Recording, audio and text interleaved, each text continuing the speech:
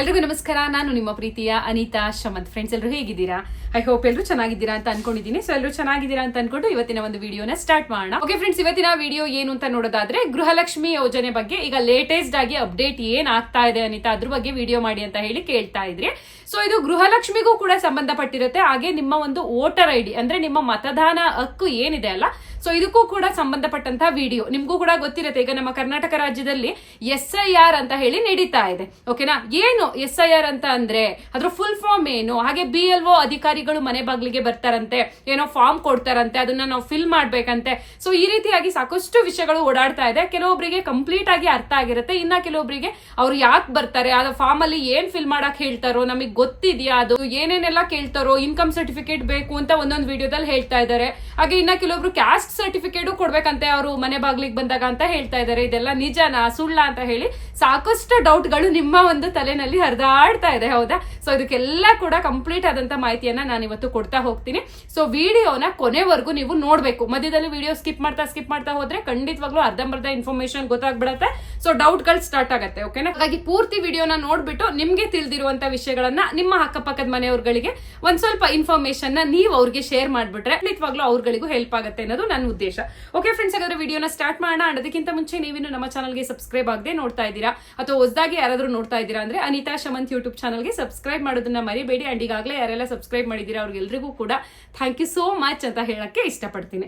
So okay, ಈಗಾಗಲೇ SIR ಅಂತ ಅಂದ್ರೆ ಏನು ಅಂತ ಕೇಳೋದಾದ್ರೆ ಸ್ಪೆಷಲ್ ಇಂಟೆನ್ಸಿವ್ ರಿವಿಷನ್ ಅಂತ ಹೇಳಿ, ಅಂದ್ರೆ ಡೋರ್ ಟು ಡೋರ್ ವೆರಿಫಿಕೇಶನ್ ಮಾಡ್ತಾರೆ. ಅಂದ್ರೆ ಎಲೆಕ್ಷನ್ಗೆ ಸಂಬಂಧಪಟ್ಟಂತ ಅಧಿಕಾರಿಗಳು ಸೊ ಅವರು ಬಂದು ಕಂಡಕ್ಟ್ ಮಾಡುವಂತದ್ದು, ಅಂದ್ರೆ ನಿಮ್ಮ ಮಾಹಿತಿಗಳನ್ನ ಸಂಗ್ರಹಣೆ ಮಾಡ್ಲಿಕ್ಕೆ ಸೊ SIR ಅಂತ ಹೇಳಿ ಕರೆಯುವಂತದ್ದು. ಸೊ ಅವರು ಯಾರು ಬರ್ತಾರಲ್ವಾ ಅಧಿಕಾರಿಗಳು, ಅವ್ರಿಗೆ ಏನಂತಾರೆ ಅಂದ್ರೆ BLO ಅಂತ ಹೇಳಿ ಶಾರ್ಟ್ ಫಾರ್ಮ್ ಅಲ್ಲಿ ಕರೀತಾರೆ. BLO ಬರ್ತಾರೆ ಅನ್ಬಿಟ್ಟು. ಸೊ ಅವ್ರಿಗೂ ಕೂಡ ಫುಲ್ ಫಾರ್ಮ್ ಏನು ಅಂತ ಅಂದ್ರೆ ಬೂತ್ ಲೆವೆಲ್ ಆಫೀಸರ್ ಅಂತ ಹೇಳ್ಬಿಟ್ಟು, ಅಂದ್ರೆ ಚುನಾವಣಾ ಆಯೋಗ ಅಧಿಕಾರಿಗಳು ಅಂತ ಏನ್ ಕರಿತೀವಿ ಅಲ್ಲ, ಸೊ ಅವ್ರಿಗೆ BLO ಅಂತ ಹೇಳಿ ನಾವು ಕರೆಯುವಂತದ್ದು. ಸೊ ಇದು ಗೊತ್ತಿರ್ಲಿ, ಮೇ ಬಿ ನಿಮಗೆ ಗೊತ್ತಿರುತ್ತೇನೋ, ಬಟ್ ಏಜ್ ಆಗಿರೋರು ಕೂಡ ನನ್ನ ವಿಡಿಯೋನ ನೋಡ್ತಾ ಇರ್ತಾರೆ. ಸೊ ಅವ್ರಿಗೂ ಅರ್ಥ ಆಗ್ಲಿ ಅಂತ ಹೇಳಿ ನಾನು ತಿಳಿಸಿದೀನಿ ಅಷ್ಟೇನೆ.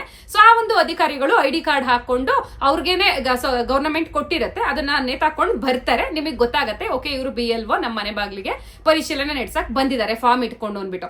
ಸೊ ಅವರು 2 ಫಾರ್ಮ್ ನ ತಗೊಂಡ್ ಬಂದಿರ್ತಾರೆ, ಒಬ್ಬೊಬ್ಬರಿಗೆ 2 ಫಾರ್ಮ್ ಕೊಡುವಂತದ್ದು. ಓಕೆನಾ? ನಿಮ್ಮ ಮನೆಯಲ್ಲಿ 4-5 ಜನ ಇದ್ದೀರಾ ಅಂತ ಅಂದ್ರೆ 4-5 ಜನಕ್ಕೂ 2 ಫಾರ್ಮ್ ತರ ಕೊಡ್ತಾರೆ. ಓಕೆನಾ? ಆ ಒಂದು ಫಾರ್ಮ್ಗೆ ಎನ್ಯುಮರೇಷನ್ ಫಾರ್ಮ್ ಅಂತ ಹೇಳಿ ಕರಿತೀವಿ. ಕೆಲವೊಬ್ರು SIR ಫಾರ್ಮ್ ಅಂತಾರೆ. ಸೊ ಆ ಎನ್ಯುಮರೇಷನ್ ಫಾರ್ಮ್ ನ ನೀವುಗಳು ಫಿಲ್ ಮಾಡಬೇಕು, ಆಯ್ತಾ? ಸೊ ಕೆಲವೊಂದ್ ಕಡೆ ಏನಾಗ್ತಾ ಇದೆ ಅಂದ್ರೆ ನಿಮ್ಮ ಮನೆ ಬಾಗ್ಲಿಗೆ ಬಂದ್ಬಿಟ್ಟು ಕೊಟ್ಟು ಹೋಗ್ತಾರೆ, 1 ವಾರ ಬಿಟ್ಟು ಮತ್ತೆ ಬರ್ತೀವಿ, ಅಷ್ಟರಲ್ಲಿ ಫಿಲ್ ಮಾಡಿ ಇಟ್ಟಿರಿ, ಸೆಕೆಂಡ್ ಟೈಮ್ ನಾವ್ ಏನ್ ವಿಸಿಟ್ ಮಾಡ್ತೀವಲ್ವಾ ಅವಾಗ ಕಲೆಕ್ಟ್ ಮಾಡ್ಕೋತೀವಿ ಈ ಒಂದು ಎನ್ಯುಮರೇಷನ್ ಫಾರ್ಮ್ ನ ಅಂತ ಹೇಳಿ ಹೇಳ್ತಾರೆ. ಇನ್ನ ಕೆಲವೊಂದು ಊರ್ ಕಡೆ ಎಲ್ಲ ಹೇಗೆ ಅಂತ ಹೇಳಿದ್ರೆ ಯಾರು BLO ಅಧಿಕಾರಿಗಳು ಬರ್ತಾರೋ ಸೊ ಅವ್ರಗಳೇ ನೇರವಾಗಿ ನಿಂತ್ಕೊಂಡ್ಬಿಟ್ಟು ನಿಮ್ಮ ಹತ್ರ ಇನ್ಫಾರ್ಮೇಶನ್ ಕಲೆಕ್ಟ್ ಮಾಡಿ ಫಿಲ್ ಮಾಡಿ ಹೋಗ್ತಾ ಇದ್ದಾರೆ. ಸೊ ಖಂಡಿತವಾಗ್ಲೂ ಇದು ಒಂದು ಒಳ್ಳೆ ವಿಷಯ. ಆ ತರ ಮಾಡ್ಬಿಟ್ರೆ ಅದರಲ್ಲೂ ನಮ್ಮ ಹಳ್ಳಿ ಜನಗಳಿಗೆ ಒಂಥರ ಸಿಹಿ ಸುದ್ದಿ ಅದು. ಯಾಕಂದ್ರೆ ಎಷ್ಟೋ ಜನಗಳಿಗೆ ಬರೆಯೋಕ್ಕೂ ಬರೋದಿಲ್ಲ, ಯಾಕಂದ್ರೆ ಎಷ್ಟೋ ಜನಗಳಿಗೆ ಓದು ಬರಹ ಇರೋದೇ ಇಲ್ಲ ಏಜ್ ಆಗಿರುವಂತವ್ರಿಗೆ, ಅಥವಾ ನಮ್ಮ ಮನೇಲಿ ಓದಿರೋ ಮಕ್ಳಿದಾರೆ ತಡಿ ಅವ್ರ ಹತ್ರ ಫಿಲ್ ಮಾಡ್ಸೋಣ ಅಂದ್ರೆ ಅವರು ಕೆಲ್ಸಕ್ಕೆ ಹೋಗಿರ್ತಾರೆ ಅಥವಾ ಬೇರೆ ಎಲ್ಲೋ ಹೋಗಿರ್ತಾರೆ. ಈ BLO ಅಧಿಕಾರಿಗಳು ಬಂದಾಗ ಮನೆಯಲ್ಲಿ ಓದಿರೋರು ಇರೋದಿಲ್ಲ. ಸೊ ಕೆಲವೊಬ್ಬರಿಗೆ ಓದಕ್ ಬಂದ್ರು ಕೂಡ ಅಲ್ಲಿ ಕ್ರಮ ಸಂಖ್ಯೆ ಅಂತೆ, ವಿಧಾನಸಭಾ ಕ್ಷೇತ್ರ, ಸೊ ಆಧಾರ್ ಕಾರ್ಡು ನಂಬರ್ ಅದು ಇದು ಕೇಳಿರ್ತಾರಲ್ವಾ, ಕನ್ಫ್ಯೂಸ್ ಆಗ್ಬಿಡುತ್ತೆ ಫಿಲ್ ಮಾಡೋದಕ್ಕೆ. ಸೊ ಅಂತವ್ರಿಗೆ ಏನ್ ಮಾಡ್ತಾ ಇದಾರೆ ಅಂದ್ರೆ ಅಧಿಕಾರಿಗಳೇ ಫಿಲ್ ಮಾಡ್ತಾ ಇದ್ದಾರೆ. ಸೊ ಅಂಡ್ ಕನ್ಫ್ಯೂಸ್ ಆಗುವಂತದ್ದು ಎದುರುಕೊಳ್ಳೋ ಅಂತದ್ದು ಏನು ಇಲ್ಲ. ಅದು ಹೆಂಗಿರುತ್ತೆ, ನೀವ್ ಏನ್ ಮಾಡ್ಬೇಕು ಅನ್ನೋದನ್ನ ಈಗ ಸಂಪೂರ್ಣವಾಗಿ ತಿಳಿಸ್ತಾ ಹೋಗ್ತೀನಿ ನೋಡಿ. ಸೊ ಅಲ್ಲಿ ಏನ್ ಎನ್ಯುಮರೇಷನ್ ಫಾರ್ಮ್ ಕೊಡ್ತಾರೆ ಅಲ್ವಾ, ಅಲ್ಲಿ ಕಾಲಮ್ಸ್ ಬರ್ದಿರ್ತಾರೆ, ಅಂದ್ರೆ ಕಾಲಮ್ ಹಾಕಿರ್ತಾರೆ, ಕ್ರಮ ಸಂಖ್ಯೆ, ಹೆಸರು, ವಿಳಾಸ, ಆಧಾರ್ ಕಾರ್ಡ್ ನಂಬರು, ವಿಧಾನಸಭಾ ಕ್ಷೇತ್ರ, ನಿಮ್ಮ ಫೋನ್ ನಂಬರು, ತಂದೆಯ ಹೆಸರು, ತಾಯಿಯ ಹೆಸರು, so date of birth. So ಈ ರೀತಿಯಾಗಿ ಒಂದು ಫಾರ್ಮ್ ರೆಡಿ ಆಗಿದೆ. ಓಕೆನಾ? ಸೊ ಅದ್ರಲ್ಲಿ ಈಗ ಒಂದು ಫಾರ್ಮ್ ಇದು ಇದೆ ಅಂತ ಹೇಳಿದ್ರೆ ಎಡಭಾಗದಲ್ಲಿ ಮತ್ತೆ ಬಲಭಾಗದಲ್ಲಿ ಅಂತ ಹೇಳಿ ಇರುತ್ತೆ. ಫಾರ್ ಎಕ್ಸಾಂಪಲ್ ನೋಡಿ, ಸೊ ಈಗ ಒಂದು ಫಾರ್ಮ್ ಈ ತರ ಇರುತ್ತೆ ಅಂತ ಅನ್ಕೊಳ್ಳಿ. ಸೊ ನಿಮ್ಗೆ ಬಲಭಾಗದಲ್ಲಿ ಫೋಟೋವನ್ನ ಇತ್ತೀಚೆಗೆ ತೆಗೆಸಿರೋ ಫೋಟೋ ಅಂಟಿಸಿ ಅಂತ ಹೇಳಿರ್ತಾರೆ, ನಿಮ್ದು ಯಾವ್ದೋ ಒಂದು ಫೋಟೋನ ಅಂಟಿಸಿ.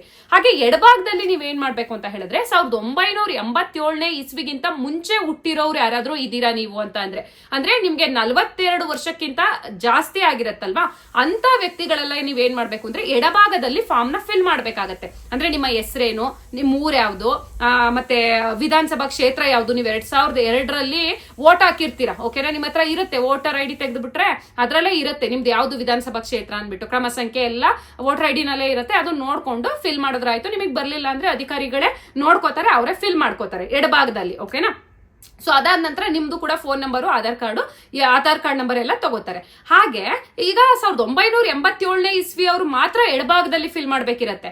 ಸೊ ಈ 1987ನೇ ಇಸ್ವಿ ಆದ್ಮೇಲೆ ಹುಟ್ಟಿರ್ತೀವಲ್ಲ ನಮ್ಮಂತ ಏಜ್ ಅವರು, ಓಕೆನಾ, ನಮ್ಗೆಲ್ಲ 2002ನೇ ಇಸ್ವಿನಲ್ಲಿ ವೋಟೇ ಇರ್ಲಿಲ್ಲ ಅಲ್ವಾ. ಸೊ ನಾವೆಲ್ಲ ಇತ್ತೀಚೆಗೆ 1996 ಆದ್ಮೇಲೆ ಹುಟ್ಟಿರುವಂತವ್ರಾಗಿರೋದ್ರಿಂದ ಸೊ ನಮ್ಗಳಿಗೆ ಏನ್ ಮಾಡಿದ್ದಾರೆ ಅಂದ್ರೆ ಬಲಭಾಗದಲ್ಲಿ ಕೊಟ್ಟಿರ್ತಾರೆ. ಅಲ್ಲಿ ಏನ್ ಮಾಡ್ಬೇಕು ಅಂತ ಹೇಳಿದ್ರೆ, ಫಾರ್ ಎಕ್ಸಾಂಪಲ್ ಈಗ ನನಗೆ ಮದ್ವೆ ಆಗಿದೆ, ಸೊ ನಾನು ಕೂಡ ನನ್ನ ತಂದೆ ಮತ್ತೆ ತಾಯಿಯ ವಿಳಾಸವನ್ನ ಅಲ್ಲಿ ಕೊಡ್ಬೇಕಾಗತ್ತೆ. ಸೊ ನನಗೆ ಮದ್ವೆ ಆಗಿದೆ, ನನ್ ಗಂಡಂದೇ ಕೊಡ್ತೀನಿ ಅಥವಾ ನಮ್ಮ ಅತ್ತೆ ಮಾವಂದ್ ಕೊಡ್ತೀನಿ, ಇಲ್ಲ, ನಾನು ಸೊಸೆ ಆಗಿದ್ರು ಕೂಡ ನನ್ನ ತಂದೆ ಹೆಸರು ಬರಿಬೇಕು, ನನ್ನ ತಂದೆಯ ವೋಟರ್ ಐಡಿ ನಂಬರ್ ಬರಿಬೇಕು, ನನ್ನ ತಾಯಿಯ ಹೆಸರು ಬರಿಬೇಕು, ನನ್ನ ತಾಯಿಯ ವೋಟರ್ ಐಡಿ ಸಂಖ್ಯೆ, ಕ್ರಮ ಸಂಖ್ಯೆ ಎಲ್ಲ ಅಲ್ಲಿ ಬರಿಬೇಕಾಗತ್ತೆ. ಅದಾದ ನಂತರ ನಮ್ಮ ಹೆಸರು ಬರಿಬೇಕು, ನಮ್ದು ಆಧಾರ್ ಕಾರ್ಡ್ ನಂಬರ್ ಬರಿಬೇಕು, ನಮ್ಮ ಫೋನ್ ನಂಬರ್ ಬರಿಬೇಕು. ಸೊ ಈ ರೀತಿಯಾಗಿ ಬಲಭಾಗದಲ್ಲಿ ಫಿಲ್ ಮಾಡೋದಕ್ಕೆ ಹೇಳ್ತಾರೆ, ಓಕೆನಾ. ಹಾಗೆ ಗಂಡು ಮಕ್ಳು ಇದ್ದೀರಾ ಅಂತ ಅಂದ್ರೆ 1987 ಇಸ್ವಿ ಆದ್ಮೇಲೆ ಹುಟ್ಟಿರೋರು ಗಂಡು ಮಕ್ಳು ಯಾರ್ಯಾರು ಇದ್ದೀರಾ, ನಿಮ್ಗೂ ಕೂಡ ಅಷ್ಟೇ ಮದ್ವೆ ಆಗಿದೆ ಅಂತ ಅಂದ್ರೂ ಕೂಡ ನೀವು ನಿಮ್ಮ ತಂದೆ ತಾಯಿಗಳನ್ನ ಬರಿಬೇಕು, ಅಂದ್ರೆ ಹೆಸರು ವಿಳಾಸ ಅಲ್ಲಿ ಹೇಳ್ತಾರೆ ಅದನ್ನ ಬರಿಬೇಕು. ಈ ರೀತಿಯಾಗಿ ಫಾರ್ಮ್ ಇರುತ್ತೆ ಅಷ್ಟೇ. ಅದ್ ಬಿಟ್ರೆ ಬೇರೆ ಯಾವುದೇ ನಿಮ್ಮ ಹತ್ರ ಡಾಕ್ಯುಮೆಂಟ್ಸ್ ನ ಅವರು ಕೇಳಕ್ ಬರೋದಿಲ್ಲ, ಓಕೆನಾ. ಸೊ ತುಂಬಾ ಜನ ನನಗೆ ಕಮೆಂಟ್ ಮಾಡ್ತಿದ್ದು ಒಂದೇ, ಅನಿತಾ ಲೇಟೆಸ್ಟ್ ಅಪ್ಡೇಟ್ ಏನ್ ಬಂದಿದೆ ದಯವಿಟ್ಟು ಬಂದ್ ನೀವು ಹೇಳಿ, ನಮ್ಗೊಂಥರ ಸಮಾಧಾನ ಆಗತ್ತೆ, ನೆಮ್ಮದಿ ಆಗತ್ತೆ. ಯಾಕೆಂದ್ರೆ ಕೆಲವೊಬ್ರು ಹೇಳ್ತಾರೆ ಇನ್ಕಮ್ ಸರ್ಟಿಫಿಕೇಟ್ ಎಲ್ಲ ಕೊಡ್ಬೇಕಂತ ಅನ್ಬಿಟ್ಟು ಈಗ ನಾವು ಮಾಡಿಸ್ಬೇಕಾಗಂದ್ರೆ ಗೃಹಲಕ್ಷ್ಮಿ ದುಡ್ಡು ಬರ್ಬೇಕು ಅಂತ ಅಂದ್ರೆ ಅಂತ. ದಯವಿಟ್ಟು ಹೇಳ್ತೀನಿ, ಆತರ ಸುಳ್ಳು ಸುದ್ದಿಗಳಿಗೆ ಕಿವಿ ಕೊಡಕ್ ಹೋಗ್ಬೇಡಿ. ಯಾವುದೇ ರೀತಿ ನಿಮ್ಗೆ ಆದಾಯ ಪ್ರಮಾಣ ಪತ್ರ ಆಗಿರ್ಲಿ ಅಥವಾ ನಿಮ್ಮ ಜಾತಿ ಪ್ರಮಾಣ ಪತ್ರ ಆಗಿರ್ಲಿ ಕೇಳಲ್ಲ, ಓಕೆನಾ. ಸೊ ಯಾವ ಅಧಿಕಾರಿಗಳಿಗೂ ಕೂಡ ಕೇಳೋ ಹಕ್ಕೇ ಇಲ್ಲ. ಅಂಡ್ ಈ ತರ ಕೇಳ್ಬೇಕು ಅಂತಾನು ಸರ್ಕಾರದಿಂದ ನಿಯಮವನ್ನ ಜಾರಿಗೆ ತಂದಿಲ್ಲ. ಬೇಕಾಗಿರೋದೇನು ಬರೀ Aadhaar card number, phone number, voter ID ಅಷ್ಟೇ, ಓಕೆನಾ. ಕರೆಕ್ಟ್ ಆದಂತಹ ಮಾಹಿತಿಯನ್ನೆಲ್ಲ ಫಿಲ್ ಮಾಡ್ಬಿಟ್ಟು ಸೊ ಒಂದು ಫಾರ್ಮ್ ನ ಅವ್ರಿಗೆ ಕೊಡ್ಬೇಕು, ಅಧಿಕಾರಿಗಳಿಗೆ, BLO ಅಧಿಕಾರಿಗಳಿಗೆ. ಇನ್ನೊಂದು ಫಾರ್ಮ್ ನಿಮ್ಮ ಹತ್ರನೇ ಇಟ್ಕೋಬೇಕು.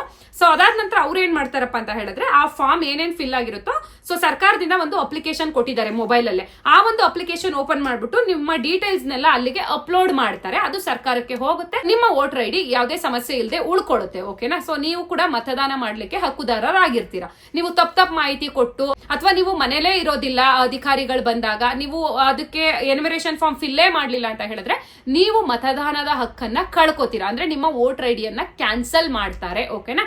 ಸೊ ಈಗ ನಿಮ್ಗೆ ಇನ್ನೊಂದು ಡೌಟ್ ಬರುತ್ತೆ, ಓಕೆ ಮನೆಯಲ್ಲಿ ಇರೋರೇನೋ ಈ ತರ ಮಾಡ್ಬಿಟ್ರು ಅನಿತಾ, ನಾವು ಬೆಂಗಳೂರು ಕಡೆ ಇರ್ತೀವಿ ಅಥವಾ ಇಲ್ಲೆಲ್ಲೋ ಮೈಸೂರು ಕಡೆ ಇರ್ತೀವಿ, ಕೆಲ್ಸಕ್ಕೆ ಹೋಗೋರು ತುಂಬಾ ಜನ ಇರ್ತಾರೆ, ಮನೆಯಲ್ಲೇ ಇರೋದಿಲ್ಲ, ಹೌಸ್ ವೈಫ್ ಆಗಿದ್ಕೊಂಡು ಅಲ್ವಾ. ಹಳ್ಳಿ ಕಡೆ ಇದ್ರು ಕೂಡ ಟೌನ್ ಗಳಲ್ಲಿ ಮನೇಲೆ ಕೂತ್ಕೊಂಡ್ರೆ ಜೀವನ ನಡೆಯಲ್ಲ, ಗಂಡ ಹೆಂಡತಿ ಇಬ್ರು ಕೂಡ ಜೋಡೆತ್ತುಗಳ ತರ ನಾವು ದುಡಿಲೇಬೇಕಾಗಿರತ್ತೆ. ಸೊ ಅಂತವ್ರು ಮತ್ತೆ ನಾವ್ ಏನ್ ಮಾಡೋದು, ಅವ್ರು ಬಂದ ಸಮಯದಲ್ಲಿ ನಾವ್ ಇರೋದಿಲ್ವಲ್ಲ ಅಂತ ಕೇಳೋದಾದ್ರೆ ನಿಮ್ಗಳಿಗೆ 3 ಸತಿ ಅವರು ಬಂದಿರ್ತಾರೆ, ಓಕೆ. ಅದನ್ನ ಕಂಪ್ಲೀಟ್ ಆಗಿ ಈಗ ಹೇಳ್ಬಿಡ್ತೀನಿ ನೋಡಿ.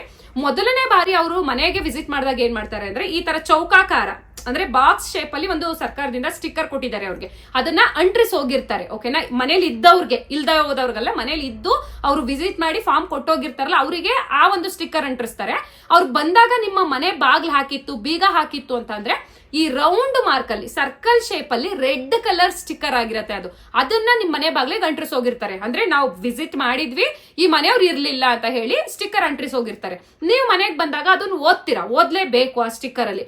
ಆ ಸ್ಟಿಕ್ಕರ್ ರೆಡ್ ಕಲರ್ ಸ್ಟಿಕ್ಕರ್ ಅಲ್ಲಿ ಆ BLOಗಳದ್ದು ನಂಬರ್ ಕೂಡ ಪ್ರೊವೈಡ್ ಮಾಡಿರ್ತಾರೆ, ಫೋನ್ ನಂಬರ್, ಈ ತರ ಕಾಂಟ್ಯಾಕ್ಟ್ ಮಾಡಿ ನಾವು ಬಂದಿದ್ವಿ ಅಂತ ಹೇಳ್ಬಿಟ್ಟು.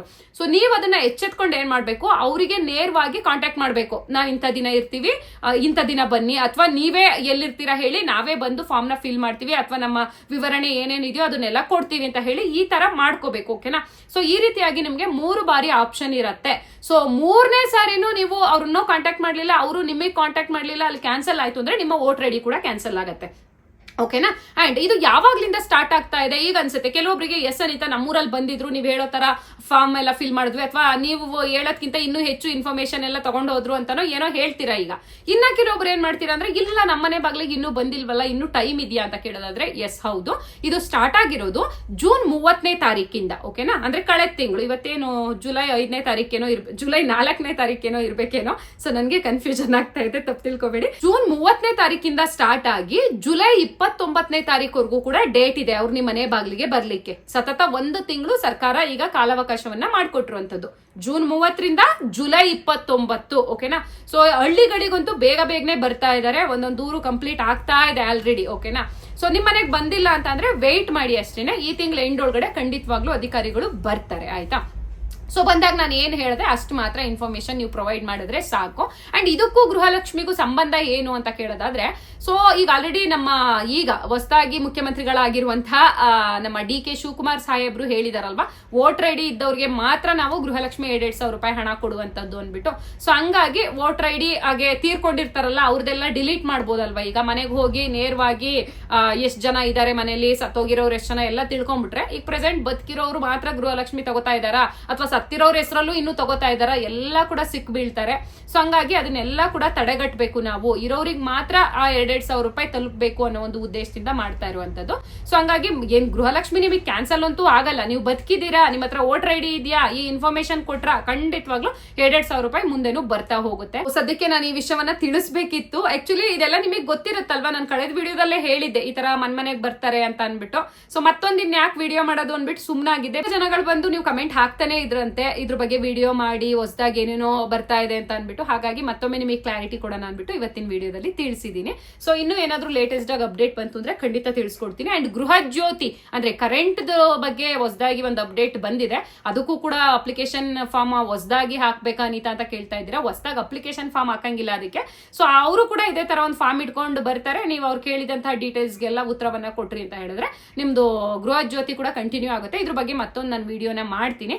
ಸದ್ಯಕ್ಕೆ ಇದಾಗಿತ್ತು. ಇನ್ನು ಗೃಹಲಕ್ಷ್ಮಿ ಯೋಜನೆ ಹಣ 31ನೇ ಕಂತು ಯಾವಾಗ ಬರುತ್ತೆ ಅಂದ್ರೆ ಸದ್ಯಕ್ಕಂತೂ ಇಲ್ಲ. 30ನೇ ಕಂತು ಬಾಕಿ ಇರೋರ್ದೇ ಇನ್ನು ಬಿಡುಗಡೆ ಮಾಡ್ತಾ ಇದ್ದಾರೆ. ಓಕೆನಾ. ಹೋಪ್ ನಿಮ್ಗೆ ಇವತ್ತಿನ ವಿಡಿಯೋ ಯೂಸ್ಫುಲ್ ಆಯ್ತು ಅಂತ ಅನ್ಕೊಂಡಿದೀನಿ. ವಿಡಿಯೋ ಇಷ್ಟ ಆಯ್ತು ಅಂದ್ರೆ ಪುಟ್ಟದೊಂದು ಲೈಕ್ ಮಾಡೋದನ್ನ ಮರಿಬೇಡಿ. ಅಂಡ್ ಇನ್ನು ಯಾರಾದ್ರೂ ಸಬ್ಸ್ಕ್ರೈಬ್ ಆಗದೆ ನೋಡ್ತಾ ಇದ್ದೀರಾ ಅಂದ್ರೆ ದಯವಿಟ್ಟು ಸಬ್ಸ್ಕ್ರೈಬ್ ಮಾಡ್ಕೊಂಡು ವಿಡಿಯೋನ ನೋಡಿ. ಮತ್ತೆ ಸಿಗೋಣ. ಅಲ್ಲಿವರೆಗೂ ವಿಡಿಯೋ ನೋಡಿದಕ್ಕಾಗಿ ಎಲ್ಲರಿಗೂ ಕೂಡ ಹೃದಯಪೂರ್ವಕ ಧನ್ಯವಾದಗಳು.